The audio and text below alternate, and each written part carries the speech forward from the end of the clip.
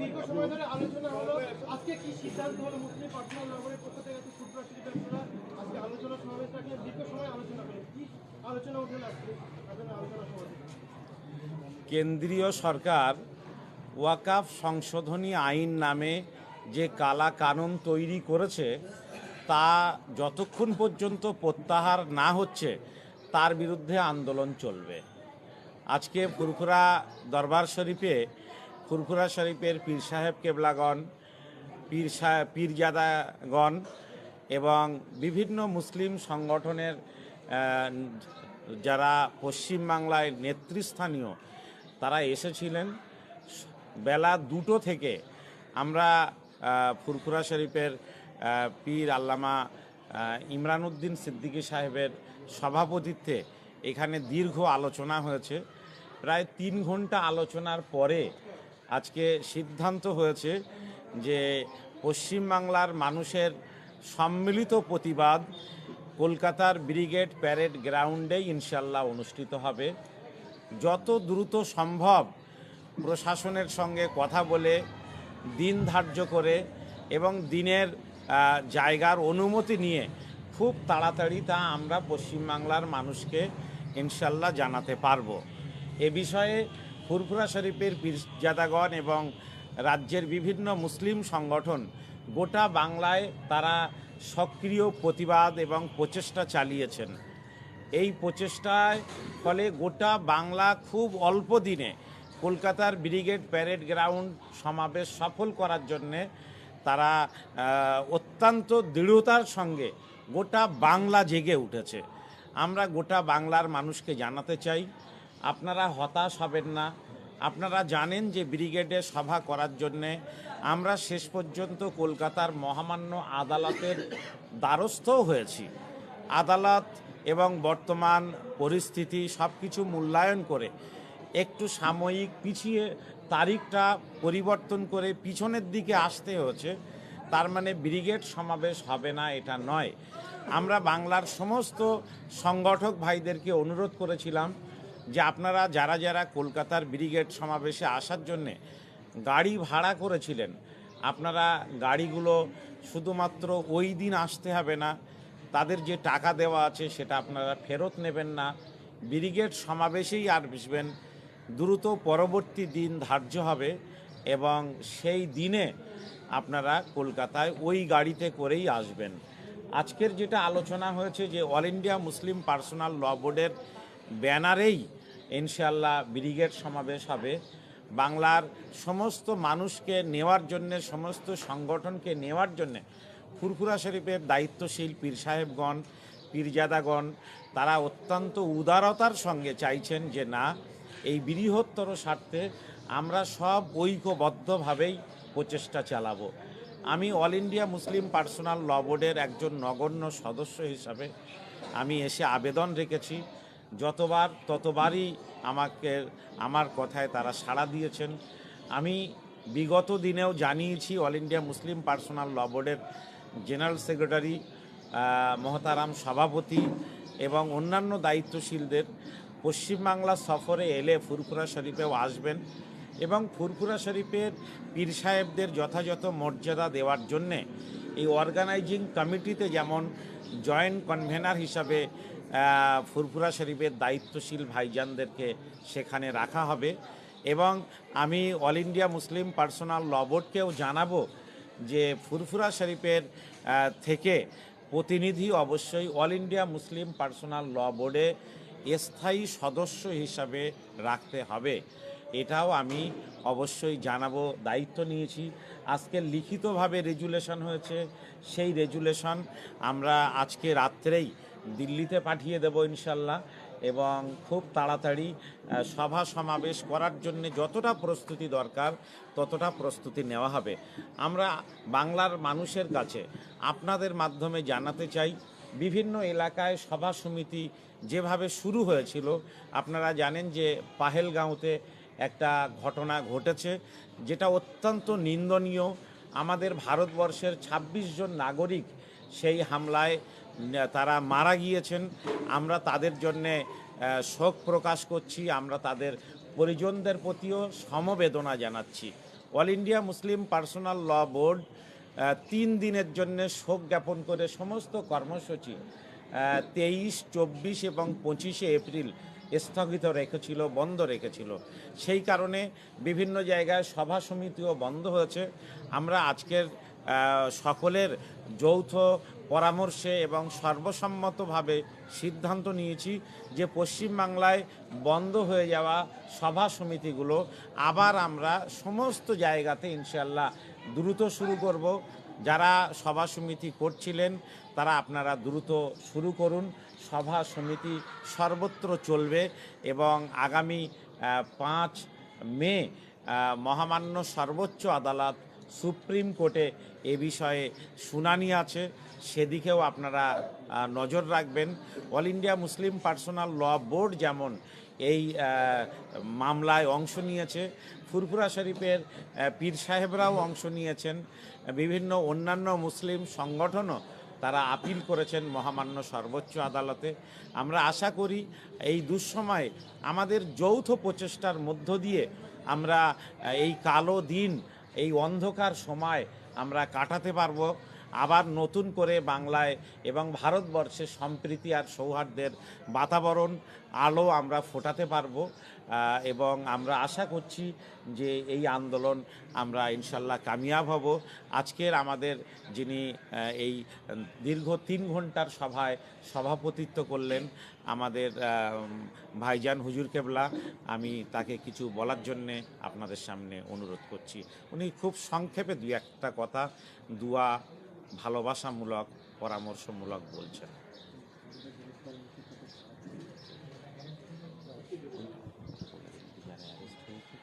আসসালামু আলাইকুম,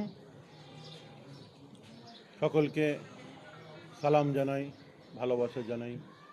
আজকে আপনারা সকলে জানেন ফুরফুরা দরবার শরীফে বিভিন্ন সংগঠনের প্রতিনিধিরা এসেছিলেন এবং কামরুজ্জামান ভাইয়ের উদ্যোগী আজকে আমাদের এখানে একটা মিটিং হয়েছে। সমস্ত আমার পীরজাদা ভাইরা ছিলেন, আরও অনেকে বুদ্ধিজীবী, অনেক দরবারের অনেকে ছিলেন, অনেক দরবার থেকে অনেকে এসেছিলেন। আজকে 3 ঘন্টা আমাদের যে আলোচনা হয়েছে সেই আলোচনা আপনাদের সামনে আমাদের জনাব মৌলানা কামরুজ্জামান সাহেব তুলে ধরলেন। তা আমরা সেই দিকেই আমরা দৃষ্টি রেখেছি।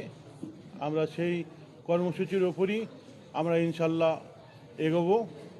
আর আমরা যাতে ওই সভাটা আবার আমাদের ব্রিগেডে করতে পারি সেই জন্য সকলে সব রকমভাবে আমরা চেষ্টা করব। আইনি যে সমস্ত ব্যাপার আছে এবং সর্বদিক থেকে আমরাও কামরুজ্জামান ভাইয়ের পাশে থাকব, থেকে আমরা চেষ্টা করব ইনশাল্লাহ।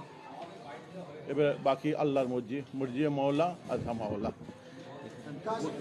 বন্দি মুক্তির ব্যাপারটা বলা হয়নি, যেটা আমাদের সিদ্ধান্ত হয়েছে। ভাইজান, বড় ভাইজান বলেন, বড় ভাইজান বলেন, লেখা আছে ওতে।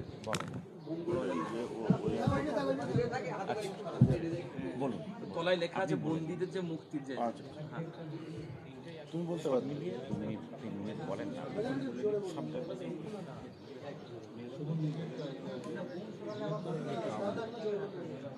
এই মাইক্রোফোনটা আনতে পারতে দরকার নেই। বলুন। আসসালামু আলাইকুম রহমতুল্লাহ। দেখুন, আজকে আমাদের ফুরফুরা শরীফে বিভিন্ন সংগঠনের মানুষেরা, বিভিন্ন মাসলাকের মানুষেরা তারা এসেছিলেন। এসে আমাদের অকাপ যে কালা কানুন পাস হয়েছে সেটা নিয়ে একটা আলোচনা হলো যে আমাদের একটা সভা করার কথা ছিল ব্রিগেডে, যেটা নিয়ে বিভিন্ন প্রোপাগান্ডা আপনারা শুনছিলেন। কারো পছন্দ হচ্ছে, কারো পছন্দ হচ্ছে না, কেউ জানিয়েছে, কেউ জানায়নি। এখানে কার ছেলের মেয়ের বিয়ে হচ্ছে বা কী হচ্ছে আমি তো বুঝে উঠতে পারিনি। আর নতুন করে ব্যক্তিগতভাবে আমি বলি, আমার কিছু পাওয়ারও নেই, হারাবারও নেই, এনাদেরও কিছু নেই। নতুন করে আমাদের এই ঝাঁপিয়ে পড়ার কারণ কি? আর আমার কোনো রাজনৈতিক ভবিষ্যৎও নেই যে আমার আগামীতে ব্রিগেড মাথায় রেখে আমি কোনো ব্রিগেডে যাব কি যাব না, এইসব ব্যাপারও আমার নেই।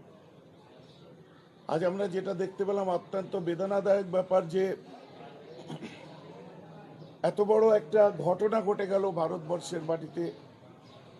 কালা কানুন পাস হলো, যেটা বাবা সাহেব আম্বেদকরের রচিত সংবিধানকে ছেড়ছাড় করা হলো। সেখানে চিৎকার করার জন্য যখন কেউ আওয়াজ তুলছে, কেউ চিৎকার করছে, কেউ আওয়াজ তুলছে, পিছনে তকমা দিয়ে দেওয়া হচ্ছে সাম্প্রদায়িক, বা এটা মুসলমানদের আন্দোলন, হিন্দু মুসলমান খেলা চলে আসলো। পার্লামেন্টে যারা লড়াই করেছে তাদেরকেও স্যালুট জানাই, তারা তো মুসলমান নয়। আর বিভিন্ন স্কলার পার্সন যারা, ইন্টেলেকচুয়াল পার্সন যারা আজও লড়াই করছে আমাদের এই আন্দোলনে আছে, তাদেরকেও আমরা স্যালুট জানাই। বিভিন্ন সম্প্রদায়ের মানুষেরা আছে। এই আন্দোলন করতে গিয়ে মুর্শিদাবাদে একটা অপ্রীতিকর ঘটনা ঘটে গেল, যেটা না ঘটলেই ভালো হতো। অবাঞ্ছিত ঘটনা, প্রাণ গেল, তাদের প্রতি আমার সমবেদনা। উল্টো দিকে অনেক নিরীহ ছেলেদের সেই কেসের অন্তর্ভুক্ত করে তাদেরকে তুলে নেওয়া হলো, তারা আজ, অথচ তারা তার সঙ্গে কোনোভাবে, আমরা গ্রাসরুট লেভেলে যেটা খবর নিয়ে আমরা হোমওয়ার্ক করে দেখেছি, কোনো তাদের সম্পর্ক নেই, অথচ সেই ছেলেগুলো কেস খেয়ে বসে রইল। আমরা চাইবো একদিকে যেমন ব্রিগেড হোক। আর শুনুন, একটা কথা ভেঙে দিই, ব্রিগেড ব্রিগেড ব্রিগেড দিয়ে যারা জলঘোলা করছে, আমি যে দেখেছি, ওই যে দেখেনি, এই হয়েছিল, ওই হয়েছিল, অমুক তমুক, না এখানে কোনো কামরুজ্জামান সাহেব ফ্যাক্টর, না কোনো হুজুর ফ্যাক্টর, না কোনো ফ্যাক্টর, কিছু ফ্যাক্টর নয়। আমরা হুজুররা, কামরুজ্জামান সাহেব এবং বিভিন্ন দলমতের মানুষ, বিভিন্ন সংগঠন এক জায়গায় হয়েছে, কারণ সওয়ালটা কমের এসেছে। এখানে ব্যক্তিগত সব স্বার্থ ত্যাগ করে দিয়ে, ক্রোধ গ্লানি ত্যাগ করে দিয়ে, আমার মনে হয় যে এই জায়গাটায় যদি না ঝাঁপিয়ে পড়া হয়, কাল আল্লাহর কাছে আমাদেরকে মুখ দেখাতে হবে। বাকি রইল উটপাটাং যে সমস্ত কথাবার্তাগুলো উড়ে কানে আসছে, এসবের আমি চুল পরিমাণ গুরুত্ব দিই না। যে এই হলে ওই হবে, ও থাকলে ওই হবে, অমুক থাকলে অমুক হবে, এসব বাচ্চাদের ওই হাড়িকুচি খেলা, ওসব গুরুত্ব দিই না আমি। বাকি আমরা যে আজ এখানে বসলাম, ব্রিগেড পারমিশন হবে, ব্রিগেড করব। পারমিশন হবে না ঘরে হাত চুড়ি হাতে দিয়ে বসে থাকবো? আর দেখতেই তো পাচ্ছেন সমস্ত রাজনৈতিক দল তারা ব্রিগেড করছে, সমস্ত দল, রাজনৈতিক দলের তারা পারমিশন পেয়ে যাচ্ছে। আমাদেরও লক্ষ্য করার আছে কারা পারমিশন পাচ্ছে আর কারা পারমিশন পাচ্ছে না। পীড়িত কাদের সঙ্গে বেশি থাকলে পারমিশন পাওয়া যায়, আর আমরা কেন পেলাম না? যে আমাদের সেই পীড়িত নেই বলেই আজ আমরা পাইনি। সরকারি, আপনার কি বলে, বিভিন্ন রাজনৈতিক দল যারা পারমিশন পেয়েছে, ভিতরে নিশ্চয়ই পীড়িত আছে, না হলে কিছু একটা টান আছে। আগামীতেও কারা পায় আমরা সেটাও দেখব। আর আমরা কেন পেলাম না, এটাও পর্যালোচনা সেই সময় করা হবে। বাকি ব্রিগেড হবে ইনশাল্লাহ। আমরা পারমিশন নিয়ে ডেট সম্প্রচার করবো। পহলগামটা বলতে পারেন, আজি পহলগামটা স্টার্ট করে দাও। তো এটা আমরা আলোচনা করে, মাফ করবেন, পারমিশন নিয়ে আমরা সম্প্রচার করব। আমাদের এত আশ্বাস দেওয়ার পরে হঠাৎ করে কোথার থেকে কি হলো জানি না, কেউ আস্তিনের ভিতরে সাপ হয়ে থাকে, কেউ প্রকাশ্য শত্রু হয়ে থাকে। দোষারোপ করা আমাদের ওলামাদের কাজ নয়, কিন্তু এইগুলো আমরা ফেস করেছি, হাকিকাতটা বললাম। তারপরে আমরা কদিন একটু আন্দোলন থামিয়ে রেখেছি। আর আপনাদেরকেও বলবো একটু, কারণ ওই মেয়েটিকে আমরা সমবেদনা জানাই যে 6 দিন বিয়ে করে স্বামীর পাশে বসেছিল, স্বামীর লাশ আগলে। এই যে 25 জন, আমি আগেও বলেছি যে এদের জন্য সিনা পেতে দিতে গেলে এই রাজনৈতিক ব্যবসায়ীরাও দেবে না, সেই আমার মতো মেয়েরা বাগিয়ে আসবে। আমি সৈয়দ আজমাল হোসেন, তাকেও আমার শ্রদ্ধা জানাই, তার ফ্যামিলির প্রতি সমবেদনা। আমার ঝন্টু শেখ নদিয়ার, তার প্রতি আমার, তার শাহাদাতকে আল্লাহ কবুল করুক। সাথে সাথে এই যা পাহেলগাঁওয়ে আমার যত ভাইয়েরা চলে গেল, প্রত্যেকের সাথে, এটা ইসলাম নয়, এটা ইসলামের রীতিনীতি নয়, এটাই হচ্ছে আসলে হচ্ছে ওই টেররিস্টদের কাজ। এই টেররিস্টদেরকে আমরা কন্ডেম করি, নিন্দা করি এই অ্যাক্টিভিটিকে। আর যারা চলে গেছে তাদের প্রতি সমবেদনা। আর আগামী আমাদের অ্যাক্টিভিটিস আবার আরম্ভ হতে চলেছে। বিভিন্ন সাংগঠনিকভাবে আমাদের যেসব সমাজ সমিতি যে যার করি আমরা করব। সাথে সাথে আমাদের ব্রিগেড লক্ষ্য রেখে এগোচ্ছি। পারমিশন পাবো আপনাদের জানাবো। আর তা নাহলে এই মধ্যে থেকে মজা নেওয়া মানুষগুলো মজা নিতে থাকবে, যেটা আমাদের অত্যন্ত জাতির কাছে এদেরকে জবাব দিতে হবে একদিন, যে কওমের স্বার্থ ছেড়ে দিয়ে নিজের স্বার্থ দেখছি বোধহয়, জানি না কি ব্যাপার। তো কাল আগামী দিনে আমরা পারমিশন পাবো, আগিয়ে যাব। ব্রিগেড পারমিশন দেবে না, হাতে চুড়ি বেঁধে বসে থাকবো না। আমাদের বিভিন্ন অ্যাক্টিভিটিস থাকবে, ময়দানেই থাকবে, রাজপথেই থাকবে, আন্দোলন আমরা করব। এটা কি ষড়যন্ত্র হচ্ছে? 26-এ যে পিরিয়ডের টাকা হয়েছিল এটা কি ষড়যন্ত্র করে? আপনার পরিষ্কার দেখতে পাচ্ছেন, কেউ আপনার চকলেট রঙের চেয়ারে বসে বলছে, কেউ আপনার কি বলে বাচ্চা পাশে নিয়ে বলছে, কেউ এইসব দেখতে পাচ্ছেন তো। ষড়যন্ত্র কি জানি না, কেন ফিউজ করার লক্ষ্য কিসের? আর সাথে সাথে তাদেরকে বলবো, শীর্ষস্থানীয় যারা দিল্লিতে মুসলিম পার্সোনাল ল বোর্ডের মানুষেরা বসে আছে, বাংলায় যাদেরকে তারা বেছে নিয়েছে, তাদের দ্বিচারিতা আমাদের পছন্দ হয়নি। একদিন আগে হবে নি, পরের দিন হবে, কারণ তাদেরকে 3% মানুষের মধ্যেও মানে চেনে না কেউ। 3% বেশি বললাম, এদের মধ্যেও চেনে না। আর বাংলার ওলামা সমাজ বসে আছে, যাদের জন্য মানুষ আজ, যাদের বুকের দিকে তাকিয়ে তাকে কখন কি বলবে।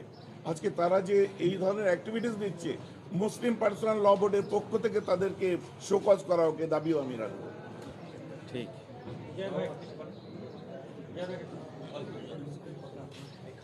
আমাদের আজকের 3 ঘন্টা ব্যাপী যে আলোচনা, লাগবে না জোরে। আমাদের 3 ঘন্টা ব্যাপী যে আলোচনা, সেই আলোচনাতে যা যা সিদ্ধান্ত ভাই নেওয়া হয়েছে, অ্যারেস্ট আমার ইনকমপ্লিট রইলে একটু বলে দেন। যে যে আলোচনা হয়েছে সেগুলো আমার বড় ভাইজানেরা সবাই মিলে আলোচনা করেছেন। আর একটা পয়েন্ট বাকি আছে, সেটা একটু বলে দিই। সেটা হলো আজকের ফুরফুরা শরীফের বিভিন্ন দায়িত্বশীল পীরজাদাগণ এবং রাজ্যের বিভিন্ন মুসলিম সংগঠনের নেতৃস্থানীয়গণ একটা সিদ্ধান্ত নিয়েছেন। সেটা হলো যে আমাদের প্রত্যেকের পক্ষ থেকে আমাদের পশ্চিমবঙ্গের মুখ্যমন্ত্রীর কাছে জোরালো দাবি থাকবে যে এতদিন পর্যন্ত যেখানে যেখানে ওয়াকাফ আইনের বিরুদ্ধে আন্দোলন করতে গিয়ে মানুষকে অ্যারেস্ট করা হয়েছে, তাদের মধ্যে যারা নির্দোষ আছেন, কারণ আমরা দেখেছি মাস অ্যারেস্ট হয়েছে, মানুষকে কোনো কিছু না তাকিয়ে মানুষকে অ্যারেস্ট করা হয়েছে। তো যা এই মাস অ্যারেস্টের মধ্যে বহু মানুষ আছেন যারা নির্দোষ, তো সেই নির্দোষদেরকে অবিলম্বে তাদেরকে জেল থেকে মুক্তি দেওয়া হোক, এই দাবি আমাদের পশ্চিমবঙ্গের প্রত্যেক গ্রুপের, প্রত্যেক অর্গানাইজেশনের যারা নেতৃস্থানীয় আছেন তাদের দাবি, ফুরফুরা শরীফের পীরজাদাদের দাবি। এবং আরেকটা কথা, যে আমরা যতদিন পর্যন্ত ওয়াকাফ আইন প্রত্যাহার না হচ্ছে, পশ্চিমবঙ্গের মুসলমানগণ ততদিন আন্দোলন করবেন, রাস্তায় থাকবেন। আমাদের কাছে ইতিমধ্যে খবর এসে পৌঁছেছে, আপনারাও সকলে জানেন, যে পশ্চিমবঙ্গের বিভিন্ন থানার যারা দায়িত্বশীল আছেন, যারা অফিসার আছেন, তারা আমাদেরকে ওয়াকাফ আন্দোলনের জন্য তারা অনুমতি দিচ্ছেন না। আজকে এখান থেকে আমরা সিদ্ধান্ত নিয়েছি যে এটাও আমাদের জোর দাবি থাকবে পশ্চিমবঙ্গের পুলিশ মন্ত্রীর কাছে এবং পশ্চিমবঙ্গের প্রত্যেকটা থানার দায়িত্বশীলের কাছে, যে আমরা শান্তিপ্রিয় মুসলমান, শান্তির সাথে গণতান্ত্রিক পদ্ধতিতে আন্দোলন করতে গেলে যতটুকু যা প্রয়োজন আমরা ততটুকুই করছি। সেই জন্য আপনারা অবশ্যই আমাদেরকে সাথ দিন, যাতে কোনো অপ্রীতিকর ঘটনা না ঘটে, সেই জন্য আপনারা ব্যবস্থা নিন। এর সাথে সাথে আমাদেরকে এই আন্দোলন গণতান্ত্রিক পদ্ধতিতে আন্দোলন হবে, এর জন্য আপনারা অনুমতি দিন, সেই দাবিটাও আমাদের আজকে সকলের পক্ষ থেকে পশ্চিমবঙ্গের সমস্ত আধিকারিকদের কাছে থাকলো। মুখ্যমন্ত্রীরা বলছে যে দিল্লি গিয়ে আন্দোলন করবে, এখানে আন্দোলন করে পুরো লাভ নেই। এর উত্তর কেউ দেবেন এখানে? না, দিল্লি যে আন্দোলন, তো ওই ভাগড়ি সোনপুরে যারা আন্দোলন করলো, ওরা সোনপুরটা দিল্লির মধ্যে না ওয়েস্ট বেঙ্গলের মধ্যে, 20 তারিখ, গত 20 তারিখে এইসব অবাঞ্ছিত কথাবার্তা। মানে দিল্লিতেও হচ্ছে, কে বলেছে আন্দোলন? দিল্লিতেও আন্দোলন চলছে, করছে কারা? ওয়াকাফ এবং যারা সংবিধান প্রিয় মানুষেরা, কাশ্মীর থেকে কন্যাকুমারী, তারা আন্দোলন করছে। সেখানে আমাকে যেই করতে হবে তার কি মানে? দিল্লিতে দিল্লির লোক, বোম্বের লোক, এই আন্দোলনটাই সব জায়গায় হচ্ছে। বাংলার মানুষ বাংলায় করছে। সাজ্জাদ ভাই একটু বলেন।